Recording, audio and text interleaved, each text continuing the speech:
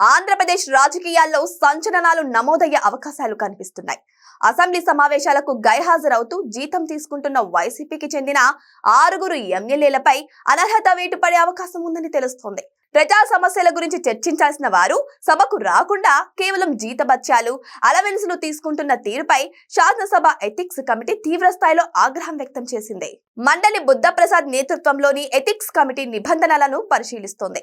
రాజ్యాంగం ప్రకారం స్పీకర్ అనుమతి లేకుండా వరుసగా 60 రోజుల పాటు సభకు హాజరు కాకపోతే అలాంటి ఎమ్మెల్యేలపై అనర్హత వేటు వేసే అధికారం సభకు ఉంటుంది.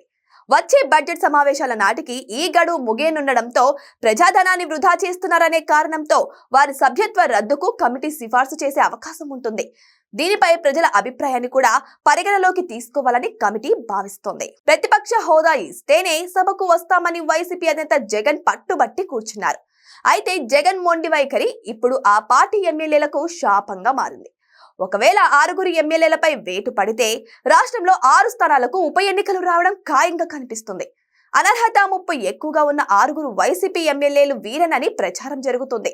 వీరు సభను బహిష్కరించడమే కాకుండా సభకు అస్సలు హాజరు కాకుండానే జీతభత్యాలు పొందుతున్నారని ఎథిక్స్ కమిటీ గుర్తించింది. ఆ పేర్లు ఇవేనని ప్రచారం జరుగుతోంది. వీరిలో YS Jaganmohan Reddy Pulivendula, Y Balanagireddy Mantralayam, Tatiparthi Chandrasekhar Yerragondapalem, Regam Machalingam Araku, Matsyarasa Visweswararaju Paderu, doctor Dasari Sudha Badvel లేదా బి విరూపాక్షి ఆలూరు ఉన్నారని చెప్పి సమాచారం ఉంది. అయితే ఈ పేర్లను అధికారికంగా ధృవీకరించాల్సి ఉంది. ఈ పరిణామాల నేపథ్యంలో వైసీపీ అధినేత వైఎస్ జగన్మోహన్ రెడ్డి ముందు 2 మార్గాలున్నాయి. ఒకటి న్యాయ పోరాటం చేయడం. అయితే రాజ్యాంగ పరంగా స్పీకర్ నిర్ణయమే తుది నిర్ణయం కావడంతో అక్కడ ఊరట లభించడం కష్టమే. దీంతో తన ఎమ్మెల్యేలపై వేటు వేస్తే దానికి నిరసనగా మిగిలిన ఎమ్మెల్యేలతో కూడా రాజీనామా చేయించి ప్రజా తీర్పు కోరే నిర్ణయం జగన్ తీసుకోవాల్సిన పరిస్థితి ఏర్పడుతుంది. ఈ పరిణామాలు ఏపీ రాజకీయాల్లో ప్రకంపనలకు దారితీసే అవకాశం స్పష్టంగా కనిపిస్తోంది.